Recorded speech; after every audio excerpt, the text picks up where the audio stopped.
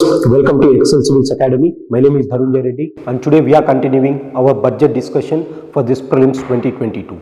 Right? So we are looking at Prelims components for this year who is preparing for Prelims, and we are focusing on these sections, and we are discussing about budget or the annual financial statement as per our Constitution of India, Article 112. So in this, what we are going to discuss is, in our last session we have discussed about the so-called FRBM or the various types of deficits, and I have given you a short introduction about FRBM, that is called the Fiscal Responsibility and Budget Management Act. Now again, this is one component which is extremely important from prelims perspective as far as budget is concerned. Look at that FRBM Act. So now we are going to discuss why this act is actually there. First we will discuss what is this act. Second thing, why is this act introduced or presented. Now what does it target, or how does it go after the deficits, and is there any extra documents that it has said to present by the Ministry of Finance before the Parliament. So these are the four things in which we have to discuss, along with something called escape clauses and everything. Now why that discussion of FRBM, Fiscal Responsibility and Budget Management Act, Fiscal Responsibility and Budget Management Act.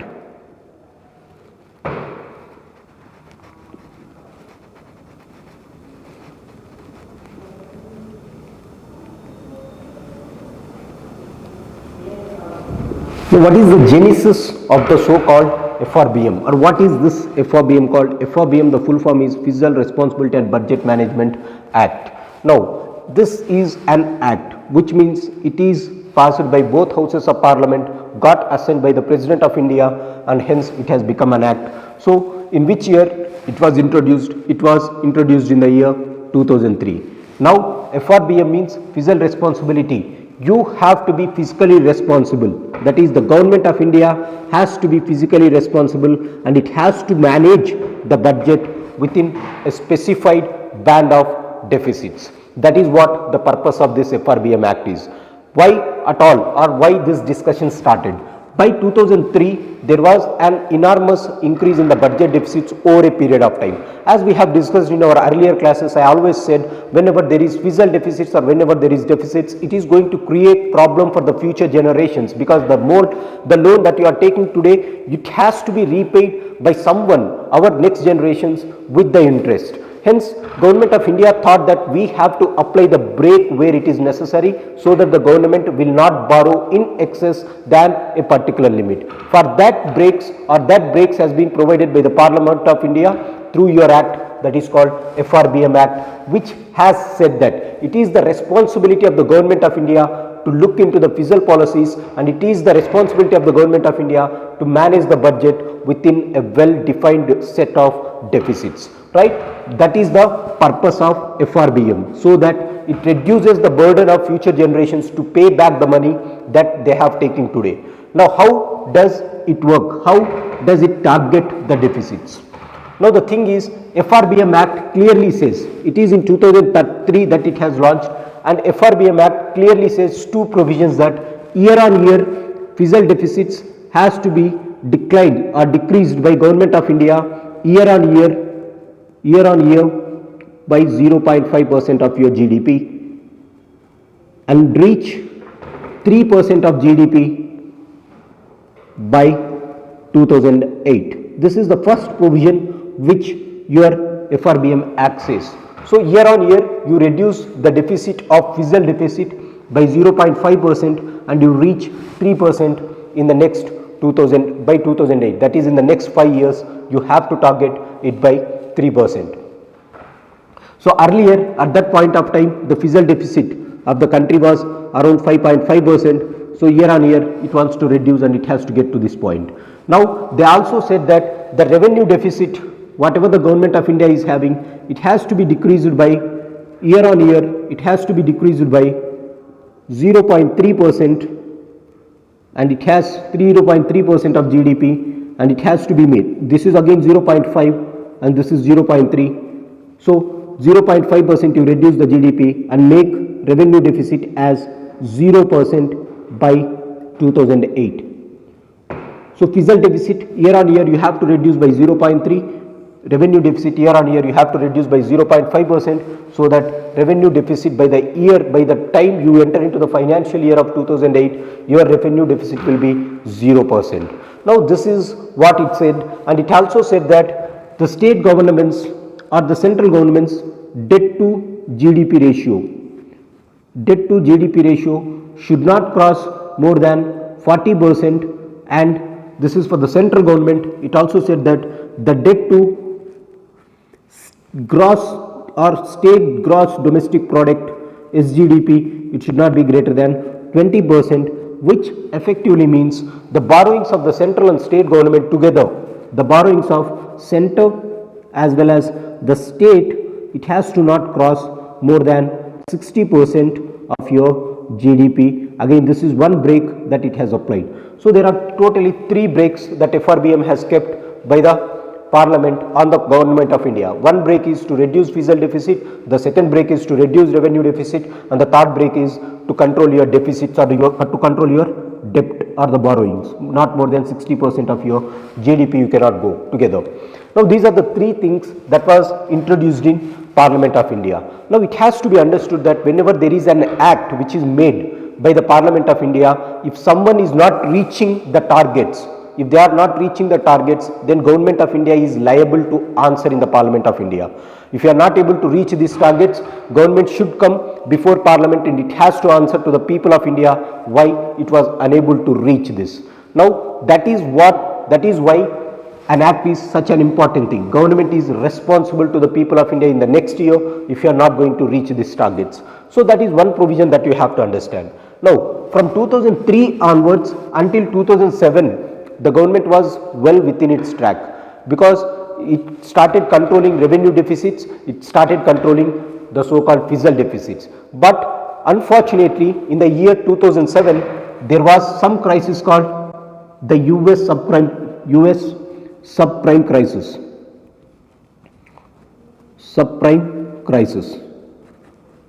Now, because of this subprime crisis, India has also seen, or India has entered into a phase called the recession phase by 2008, or by 2007 and 2008 financial year, we started coming under this subprime crisis of US. As a result, the economic growth rate of India has started declining during this phase. At a time when we have been moving in the positive direction, again this slowdown has made us to go out of the track. That is called, we missed the targets because of the subprime crisis that was felt in USA in 2007. Actually, it has to be reached by 2008. The moment we are thinking that we are reaching there, again it was disturbed by this thing. So this is the first disturbance that it has created. As a result, FRBM Act has been kept in cold storage for few days, and again the discussion of FRBM has come in and around 2012. So they started discussing again. By the time 2012, our economy started reviving, and then people started, or the Government of India, it started focusing on FRBM Act. Again, it has set some targets up to 2015, but they couldn't reach the so-called. By 2015, they thought to reduce the revenue deficit, fiscal deficit to 3% by 2015, and they thought to reduce one term called effective revenue deficit to 0%, as they couldn't reach, or they couldn't reduce revenue deficit to 0% by 2015. So these are the 2 changes that they made in 2012, and they thought by 2015 you have to reduce the so-called fiscal deficits by 0% and effective revenue deficit by 3% and effective revenue deficit by 0% of your GDP. Again, it couldn't reach because there was some political turmoil during this point of time. Though it was appearing to be moving in a positive direction, because of the political uncertainty at that point of time, and the change in the government has again made FRBM Act to go into cold storage. Then came Narendra Modi government, and then what they started doing is they started constituting a committee to look into this FRBM provisions, and that committee was headed by one person called Mr. N.K. Singh. He is also the chairman of 15th Finance Commission, that you have to remember in parallelly. So 15th Finance Commission chairman is N.K. Singh, and he is also the person who was asked or who was tasked to look into the so-called provisions of FRBM. And this person, he went through the provisions, and he has said that Government of India has to achieve this, the so-called 3% of GDP, fiscal deficit by 3% of GDP. He has set the target by 2019. So it was launched in 2016. The committee gave its recommendations in 2016. So they thought that by 3% 2019, and revenue deficit, they wanted to make effective revenue deficit 0% by 2019, along with these provisions. So they have increased the timeline again. Now what happened is, again it seemed to be, it is going on a good path from 2016. But unfortunately, again, because of the demonetization, because of the sudden announcement of this GST, and because of the COVID pandemic, again FRBM has taken a sidetrack, or it has been went to the cold storage. Now the Government of India is again trying to revive and get back to this committee, or to meet the recommendations of this committee. So this is how FRBM Act has been facing the stumbling blocks year on year. When they come out with this, we are seeing some major global crisis, either it is in the form of pandemic, or either it is in the form of subprime crisis, or either it is in the form of structural changes that Government of India has introduced over a period of time. Now N.K. Singh observed these challenges, and what he has done is, he said that you add one more thing to this FRBM, that is called the escape clause. Very important again for this prelims, escape clause. What do you mean by escape clause of FRBM? Now whenever there is some structural changes, or whenever there is some drawback, whenever there is some global meltdown, then during that point of time, the Government of India should be given a free hand to escape from the limits of this FRBM. Then only it will act as a cushion, and government will take it very seriously, and it will try to get back to the original things. So escape clause. Now the question for prelims will be whether FRBM Act has escape clause or not. Yes, it has escape clause. This is the first thing. And now second thing is, under what circumstances the Government of India can use this provision called escape clause. Now Government of India can introduce this escape clause during some circumstances, like whenever there is some national emergency, such as war with other countries, whenever we face some national emergency such as wars, or such as COVID pandemic, outbreak of some diseases. During that circumstance, you can use your escape clause. The second provision is whenever your agriculture output has failed, because of poor monsoons, due to poor monsoons,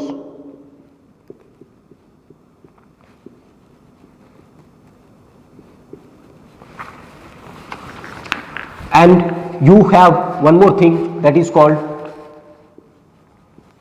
whenever there are some structural reforms that Government of India is taking, structural reforms in the economy, whenever some structural reforms are there. For example, the structural reforms may be GST implementation, which has created a structural change in the country. So during this point of time, you can use the so-called escape clause. And the fourth thing is, when there is successive decline in your GDP, by 2 quarters or by 2%, if there is some successive decline in GDP by 2%, then escape clause can be introduced. Now escape clause clearly says that you can escape from the limitations that is kept by the FRBM Act by 0.5% every year. So year on year, if you want to have escape clause, every year you can have this room of 0.5%, or you can use this provision of 0.5% to extend or to bring in that extra money that is required to meet these circumstances. So escape clause, every year you can use it for 0.5%. This is again a very important question for prelims, and these are the conditions under which you can use a escape clause. One more thing that you have to observe is, Government of India, though it was mentioned in 2016, it has not used. The first time that Government of India has used this provision is during the pandemic, that is during 2020 Government of India used the escape clause provisions and made this FRBM Act to be inflow. This is one thing that you have to understand. So this is again one important area that you have to understand. And the last aspect as far as this FRBM is considered is, it also said that Government of India has to submit some reports to the Parliament of India every year along with the budget. And this is the question that they asked in 2019 prelims. Let's have a look at what are the reports that FRBM Act says it has to be submitted to the government.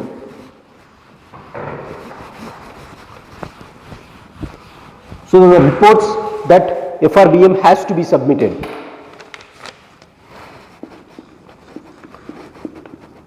Reports or documents that has to be submitted by Government of India along with budget. Whenever they are presenting annual financial statement, they have to also present these documents. There are three documents. The first document is macroeconomic framework statement, macroeconomic framework statement. The second component that they have to use is medium term fiscal policy statement.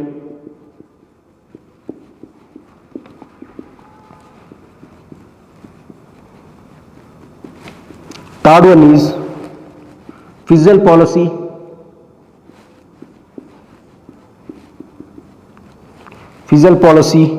structural statement.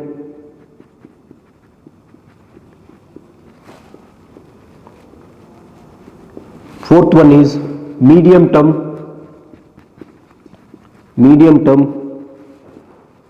expenditure statement. So FRBM Act clearly says that Government of India, whenever they are presenting the budget, it also have to include these four things. Among these four things, these three things are introduced along with the budget. The last component, that is medium term expenditure, is given in the medium or the middle of the year, middle of financial year. They present this, not along with the budget. Middle of the year, middle of the financial year, they present it somewhere around September or October. They will present this, but these three statements are given along with the budget as per FRBM Act. Again, this is one previous year question that they have asked earlier. So this is the story about FRBM, which is again very important for this year prelims. Thanks for joining us. We'll be meeting you very soon. Have a nice day.